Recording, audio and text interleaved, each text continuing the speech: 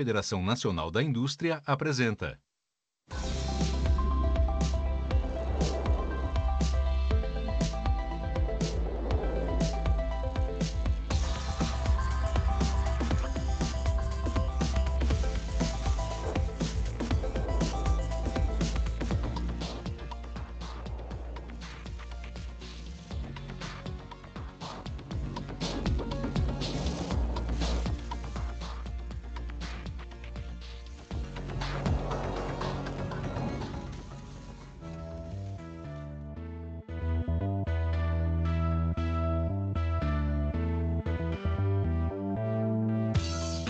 Desde a Revolução Industrial, as máquinas se tornaram indispensáveis nos processos de manufatura.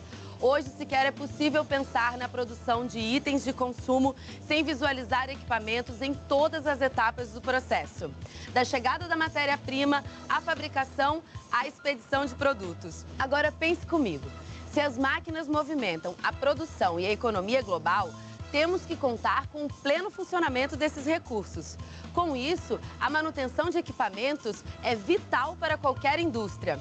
O campo da manutenção tem forte demanda por profissionais qualificados com graduação superior. E é essa profissão que vamos acompanhar hoje. Aqui é a braçagem, onde começa toda a nossa produção de cerveja. Aqui é onde a gente mistura, a grosso modo, o malte e a água. Então, todas essas tinas aqui, elas estão conectadas para a transferência do produto. Então, esse é mais um laboratório, né, que faz parte, né, das competências do curso de manutenção industrial, do tecnólogo em manutenção industrial, né? É um laboratório de refrigeração. Aquele monitoramento, a gente estava identificando a temperatura das válvulas do compressor, que é a máquina que a gente estava inspecionando.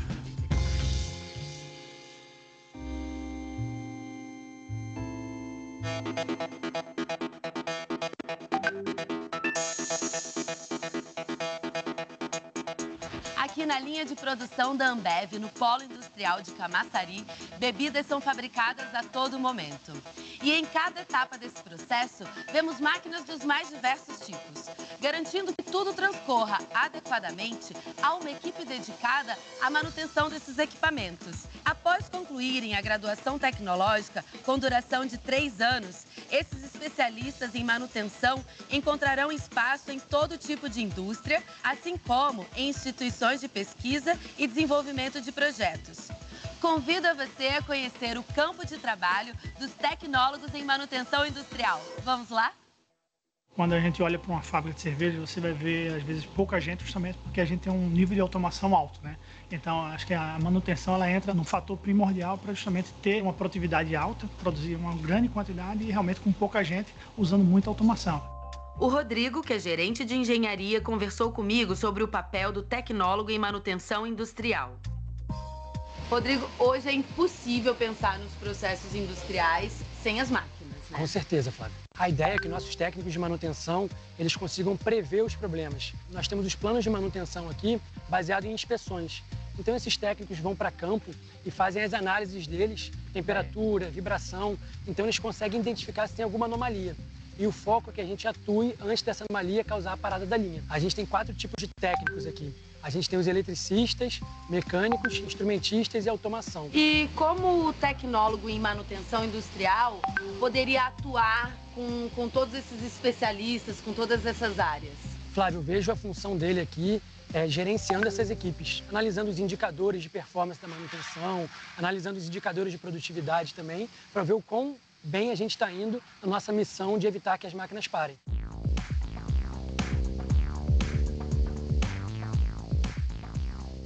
Aqui é a braçagem, onde começa toda a nossa produção de cerveja. Aqui é onde a gente mistura, a grosso modo, o malte e a água. Então, todas essas tinas aqui, elas estão conectadas para a transferência do produto. Então, todos esses processos de mistura, ele é todo automatizado e monitorado por aquele centro de controle? Sim, de lá a gente consegue ter uma noção de todos os equipamentos, seus componentes e se algum deles está em falha, se tem algum problema. Aqui é a área da fermentação. O mosto sai da braçagem, a área que a gente estava, e vem para cá, onde ele fica alguns dias dentro desses tanques aqui que você pode ver, fermentando. Esse mosto, ele vem através dessa tubulação toda com processo automatizado. Totalmente automatizado. Tem várias bombas, válvulas, sensores, transmissores de pressão, temperatura. Tudo isso é automatizado, controlado dentro daquele centro de controle, justamente que faz toda essa parte dessa transferência. Aqui é a sala de controle, onde a gente consegue identificar todos aqueles sensores, válvulas, bombas que a gente estava mencionando lá fora, esses equipamentos, como é que está a operação deles. E aí, Estevão, e aí, Ed, tudo bom? Tudo bom? Tudo bem? Então, aqui dentro, eles conseguem ver se tem algum equipamento em falha, se tem algum sensor que pode estar ruim, e aí eles já conseguem direcionar essa manutenção. Então, um profissional que vai fazer a manutenção, ele tem que ir a campo, ele não corrige daqui. Não, ele tem que ir a campo, aqui é somente para identificar onde está o problema.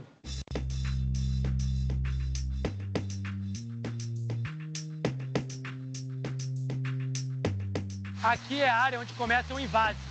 Aqui é onde vem as garrafas vazias do mercado e aqui a gente chama de despaletizadora. Essa máquina aqui tira as garrafas do pallet e bota no começo da linha de produção. As garrafas são lavadas e inspecionadas por uma máquina. As que tiverem algum tipo de imperfeição são descartadas. Já as aprovadas seguem para a enchedora e depois para o pasteurizador. Em seguida, as garrafas vão para a máquina rotuladora.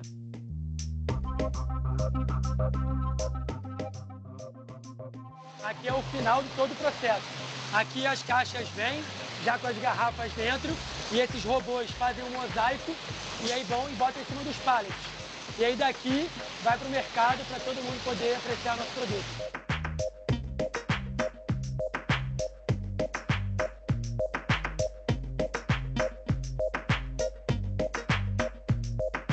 Deixa eu adivinhar. Você tem facilidade com ciências exatas, gosta de máquina e tem um bom raciocínio lógico. Acertei? Então também aposto que você se identificou com a área de manutenção industrial. Se você já tem o ensino médio completo, procure uma instituição de ensino credenciada pelo Ministério da Educação. E se prepare para essa carreira que garante aos profissionais uma média salarial de R$ 1.600 a R$ 6.000 por mês. Vamos conhecer um grupo de estudantes que está seguindo exatamente esse caminho.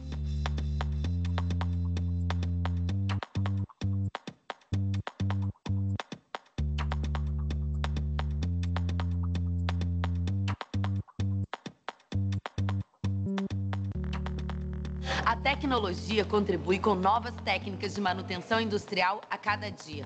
Os alunos da Faculdade Senai Cimatec, em Salvador, sairão daqui preparados para encarar o que há de mais contemporâneo no mercado. Agora teremos a oportunidade de saber mais sobre a formação tecnológica em manutenção industrial, acompanhando um trabalho feito por futuros tecnólogos em laboratório. Mas primeiro, vamos falar um pouco mais sobre a carreira. Toda cadeia industrial tem um ativo manutenção e precisa de profissionais que entendam de manutenção, que é o caso do tecnólogo em manutenção industrial. Esses profissionais, eles podem trabalhar em diversas áreas, na área de fabricação, desenvolvimento, pesquisa. Ele tem uma formação num curto período de tempo, ou seja, enquanto a engenharia chega a 5 anos, o profissional de tecnólogo aqui no nosso curso é de 3 anos e meio.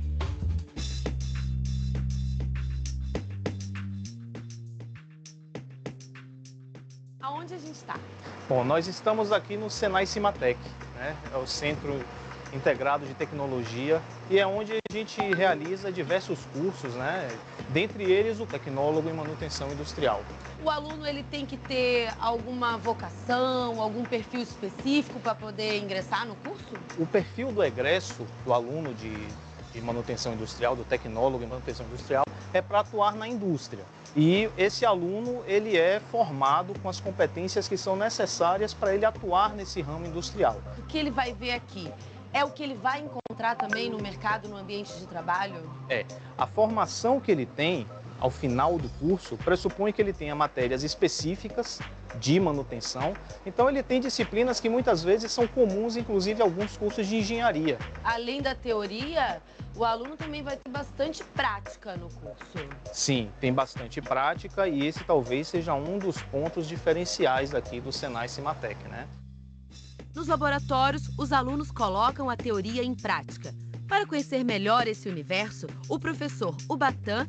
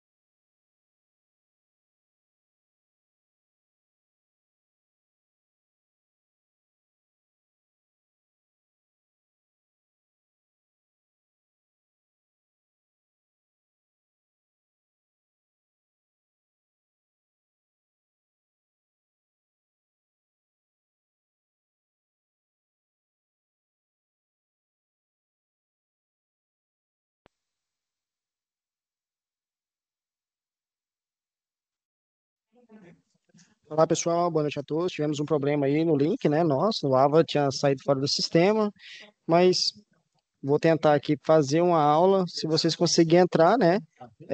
Já pode ir assistindo essa aula. Qualquer coisa, ela está sendo gravada de qualquer forma e ela vai estar jogando dentro da plataforma de vocês, ok? Só um minutinho.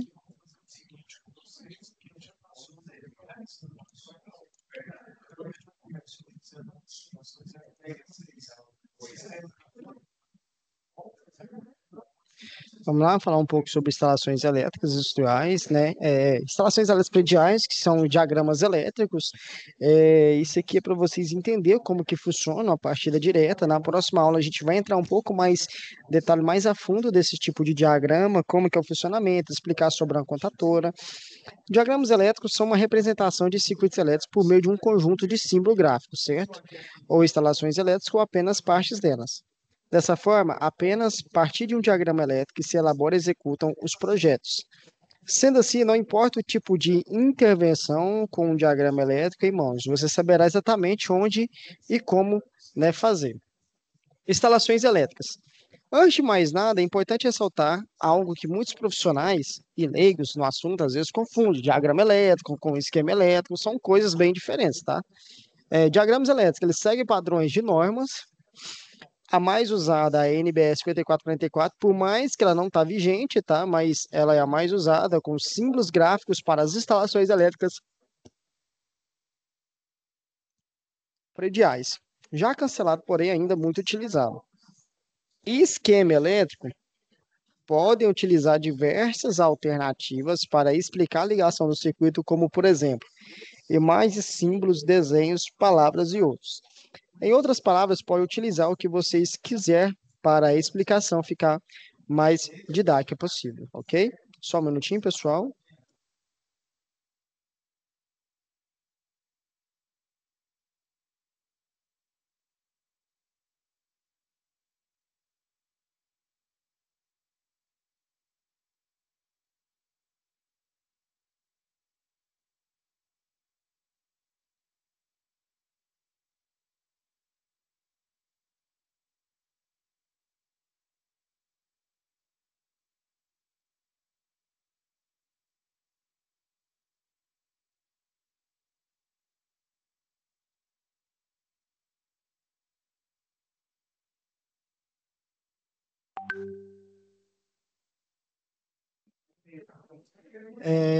O esquema elétrico pode utilizar diversas alternativas para explicar a ligação do circuito, como, por exemplo, imagens, símbolos, desenhos, palavras e outros. Aqueles que são mais usados dentro da área da indústria, tá? Esquema elétrico.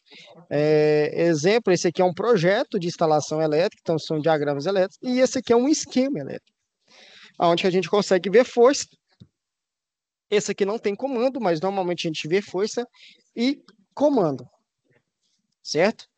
Diagramas elétricos seguem padrões já normas mais usadas, né? Essa que nós acabamos de falar, então tá aqui a explicação dela.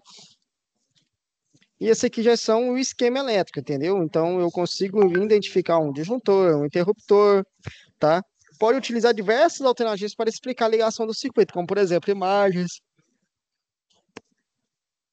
símbolos, desenhos, palavras e outros. Em outras palavras, pode utilizar o que você quiser para a explicação, fica mais didática possível, certo? Instalações elétricas prediais. Agora que você entendeu o que é um diagrama elétrico, já sabe um pouco da sua importância, vamos entender os diferentes tipos e características. Em primeiro lugar, é importante lembrar que por seguir padrões, por que a gente já está, né, entrando um pouco nessa parte aqui? Quando começamos a fazer projetos elétricos prediais, eu já tenho que entender como que é o funcionamento das instalações elétricas, um diagrama, um projeto, tá? Então, assim, já estou fazendo uma introdução daquilo que da próxima OC que já está para vir. Então, é importante lembrar que, por seguir padrões, diagramas elétricos têm uma linguagem universal. Sendo assim, um diagrama feito aqui no Brasil é a mesma coisa que um feito no Japão. Então, eles são padronizados, tá? Para todos, ok? Então, sendo assim, um diagrama feito aqui no Brasil é a mesma coisa que um feito no Japão. Em outras palavras, por mais que você não entenda nada da escrita que estiver lá no país, poderá entender o diagrama de maneira rápida, tá? Lá fala, lá escreve em mandarim, lá as letras deles são mais complicadas, eu não estou entendendo, mas se eu fazer uma leitura de desenho técnico, que é padronizado, então eu já consigo identificar o que que está sendo lá, né? Temos o nosso diagrama funcional, que é esse modelo, né, da partida. O diagrama funcional, ele é explicativo e, como o próprio nome diz, ele é bastante funcional. Então, eu consigo ver que está entrando 3 fases, ele é um trifásico, aqui eu consigo ver que tem um disjuntor motor, tem uma contatora e um motor.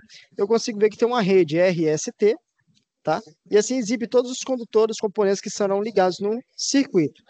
Em resumo, o diagrama funcional permite o quê? Uma interpretação rápida e clara. Então, os componentes do circuito são desenhados de maneira similar, tá, ao real. Normalmente, um profissional pede esse tipo de sistema para mostrar parte de uma instalação local. Rascunho, essas coisas. O diagrama unifilar, aí eu já tenho que ter um pouco mais de experiência para mim estar decifrando. Então, o diagrama unifilar é o mais conhecido e o mais utilizado no meio elétrico. Significa um fio apenas, tá? Então, eu tenho apenas um fio aqui com as simbologias mostrando o que está entrando dentro desse circuito. Exemplo, eu tenho uma fase aqui que está passando RST. Normalmente, ela também deveria ter 3 aqui, ó. Deixa eu pegar um desenho. Normalmente, ela deveria estar 3 fases aqui também, ó, passando, mas eu sei que aqui no meu circuito, ó, ela está descendo as 3 fases aqui, ó, dentro do meu circuito, ó. Então, eu sei que aqui eu vou ter o R, o S e o T, cada fase ligando o meu motor aqui, ó. Cada fase ligando o meu motor, certo? Então, é muito mais fácil verificar onde que são os condutores que passam determinado circuito, entre outros detalhes. Uma síntese de um modo geral. O eletricista entende uma instalação de maneira mais rápida, tá?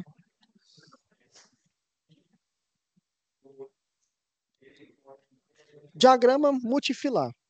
Multifilar significa muitos fios. Então, eu consigo verificar muitos fios deles, que são bastante utilizados esse aqui dentro da indústria, tá? De forma de representar separadamente, não apenas sobre um caminho, como unifilar. Aqui eu consigo ver que ele tem um comando e ele tem uma força, beleza? Esse diagrama tem uma forma um pouco mais retalhada na instalação, como diagrama funcional. Ele também mostra componentes além dos tipos. Então, eu consigo identificar que nesse aqui eu tenho um disjuntor fusivo aqui, ó, um para cada sistema. Eu consigo identificar que eu tenho uma botoeira, certo? Eu tenho uma contatora aqui, uma simbologia do meu selo da minha contatora. Eu tenho a minha contatora, o A1 dela, a bobina dela. E eu tenho a contatora que será alimentada. Aqui eu tenho um relé falta de fase, tá? Um relé térmico, desculpa. Aqui é a entrada da ligação de relé térmico. E aqui é uma botoeira, beleza? Uma de desliga e uma de liga. E aqui é o motor que está funcionando no meu sistema. Então, assim, através desse desenho, eu já consigo ter esses tipos de identificação dentro do meu sistema. Então, simbologias. Os símbolos representam componentes elétricos e eletrônicos. O símbolo elétrico é um símbolo geométrico simples, usado para representar um componente de um circuito e um diagrama no circuito esquemático. Um símbolo elétrico é um símbolo visual que representa um tipo específico de componente, tá? Pode descrever qualquer coisa de um tipo. O circuito é uma conexão, um fio. E o diagrama também pode incluir designadores de referência, códigos que se referem a componentes específicos e pode fornecer algum contexto adicional, através da documentação que acompanha o diagrama. Beleza?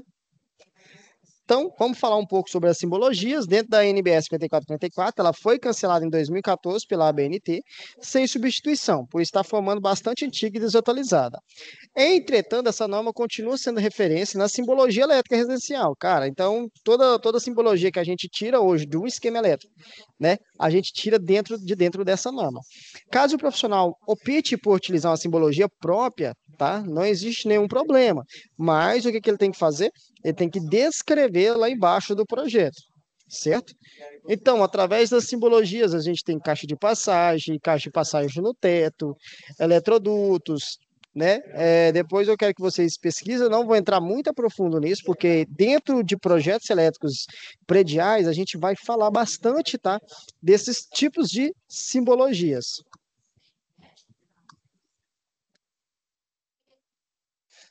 Instalações elétricas prediais. Dentro da NBR 5410, o projeto elétrico é parte importante de uma obra e é exatamente nesse momento que a NBR 5410, instalações elétricas de baixa tensão, entra em ação. Está aí justamente para garantir o mínimo necessário, veja bem, apenas o mínimo, para que as instalações elétricas de baixa tensão possam funcionar corretamente em uma obra. É totalmente impensável que hoje em dia alguma construção seja realizada sem um projeto elétrico, tá? Não tem como. Então, isso aí é de base, nós depende do projeto. O técnico ele vai depender dali, né, das instalações elétricas para realizar através de um projeto. Ah, professor, não tem, a casa não tem projeto, então você vai fazer o seu próprio projeto ali, né? Nem que seja um rascunho na mão, para que você entenda qual fiação que você vai levar, quantos disjuntor que você vai ter, a quantidade de tomadas que você vai ter na casa. Então, tudo isso a gente vai trabalhar em cima. Conhecer a NBR 5410 irá te ajudar a sanar dúvidas sobre o que você pode ou não fazer em uma instalações elétricas de baixa tensão.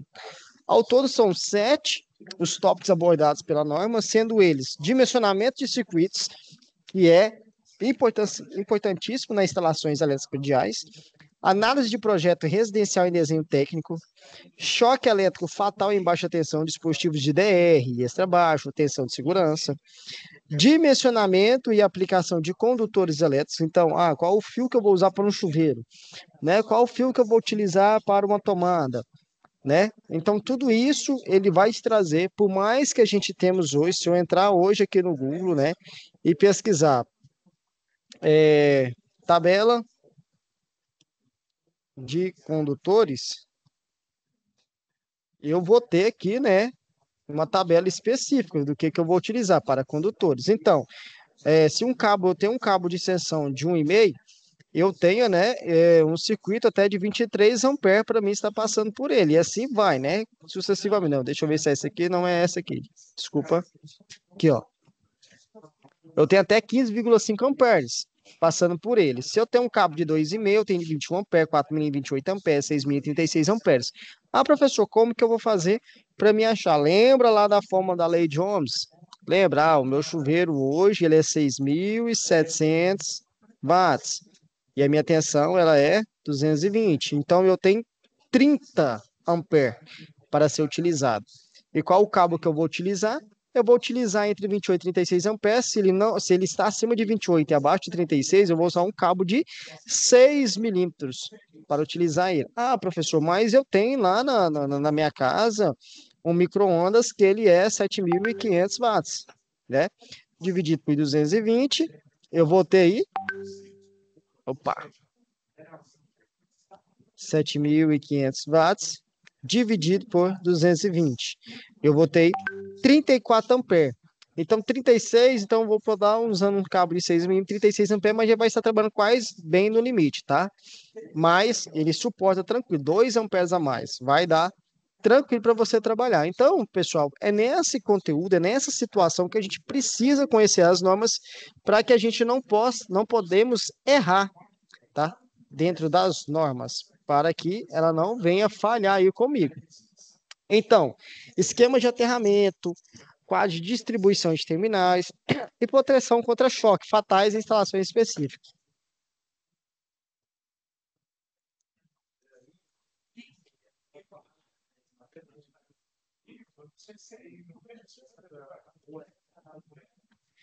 A gente vai falar um pouco sobre a importância dessa norma, tá? Não vou, né, entrar muito em detalhes. Vocês sabem que essa norma está bem específica, tá? Ela é bem justa. Então, lembrar, a 5410 é sempre bem lembrar também que a NBR 5410 não dispensa os usos de normas complementares. Então, além da 5410, que eu vou pedir para vocês depois pesquisar como que é essa norma, ter essa norma em mãos e ler sobre ela, assuntos específicos, beleza? para que vocês venham ter ciente, eu também peço que vocês venham ter ciência da NBR 13534, que são instalações elétricas de baixa tensão, requisitos específicos para instalações em estabelecimentos de assistência de saúde. Temos a NBR 13570, que são instalações elétricas em locais de afluência de público, requisitos específicos, exemplo, é uma praça, é um parque de diversão, então eu tenho dentro da minha norma, tá? Dentro da minha NBR, também tem essa norma de eletricidade. E tem a NBR 60079-14, que são atmosferas explosivos. Eu preciso fazer uma instalação em um posto de gasolina. O que o projeto me pede? O que a montagem me pede? Né? Qual montagem que eu vou utilizar? O que eu posso utilizar ali de contatora? É blindado ou não? O meu motor é blindado? A minha caixa do meu motor é blindada ou não? Então, tudo isso está dentro das normas vigentes, tá?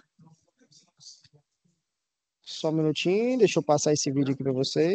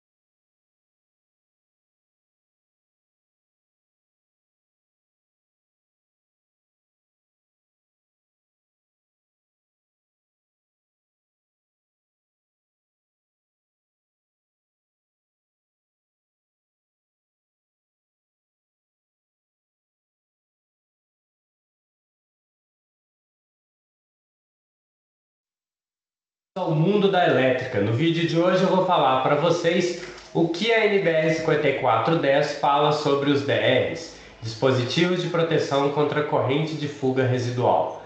Vamos lá, pessoal!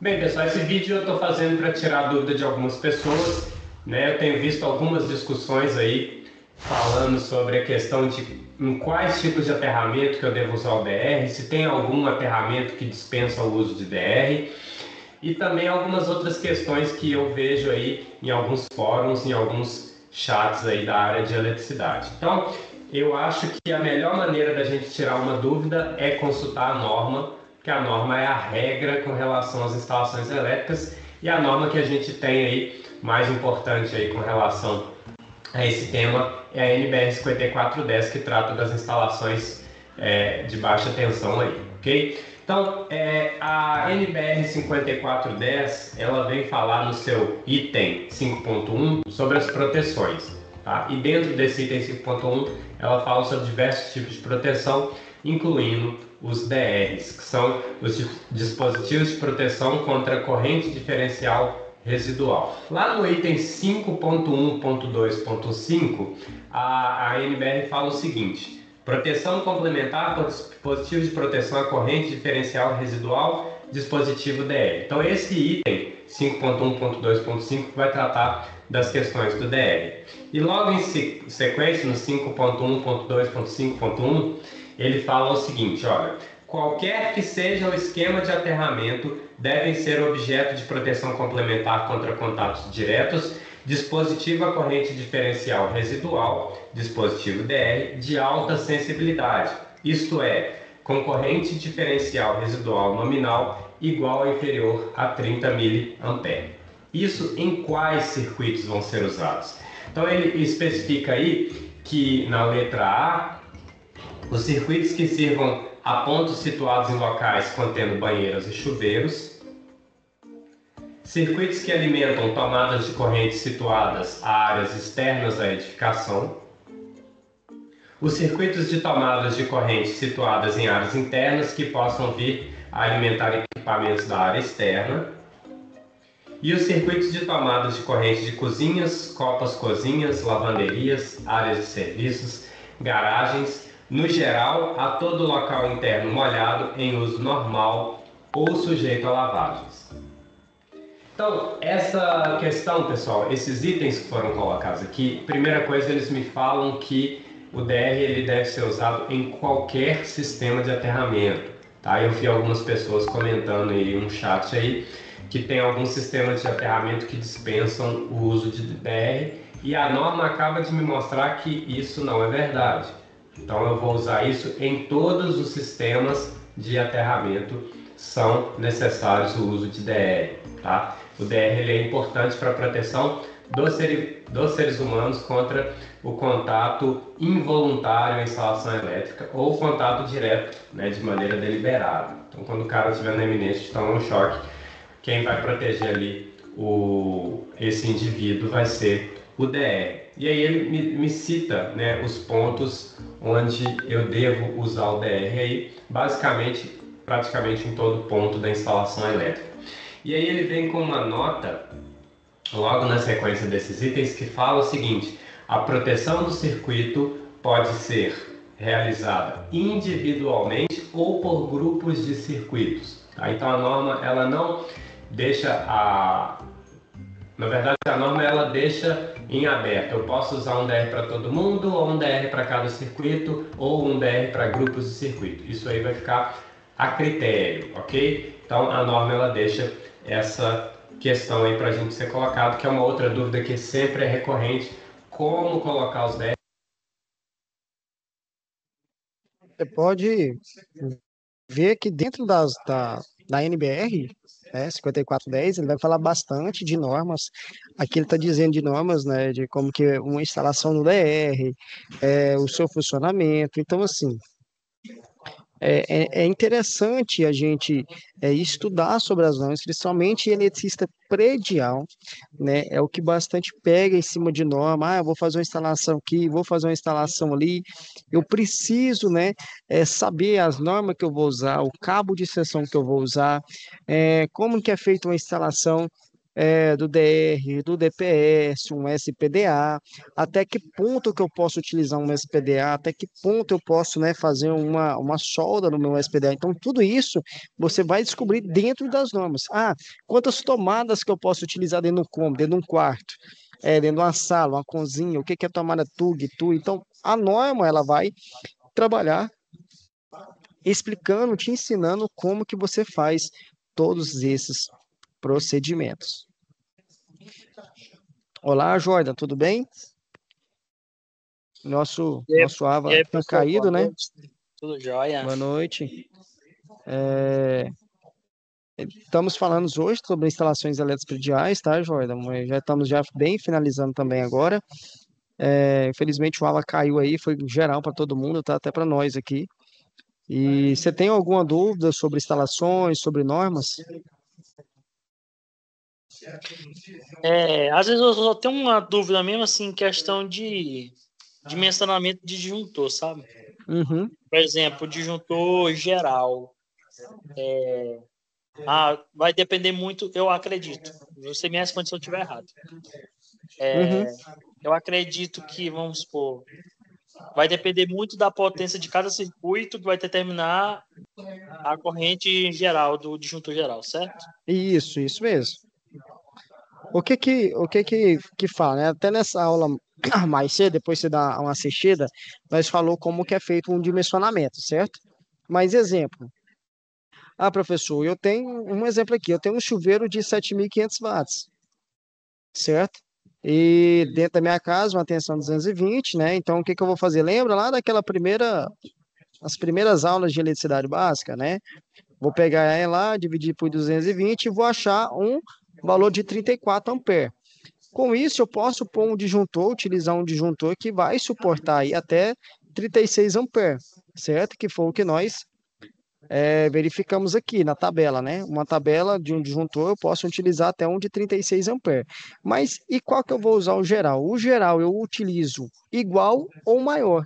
E o disjuntor maior que 36 amperes, temos o disjuntor de de 32 amperes, temos o disjuntor de 40 amperes aí para ser utilizado dentro da minha casa. Então, sempre assim, professor, vou pôr um de 68, vou pôr um de 50 amperes, um de 70 amperes. Não, porque você vai estar ultrapassando, né, aquilo que está predominado para sua casa. O que vai acontecer? Pode esquentar, pegar fogo, queimar alguma coisa e ele jamais vai desarmar.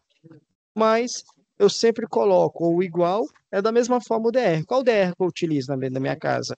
Qual que é o maior disjuntor que você colocou? Coloquei um de 32, então você coloca um disjuntor um DR de 32 ou de 40 amperes, e você não pode passar, né, desse valor. O valor do DR também é igual do disjuntor geral?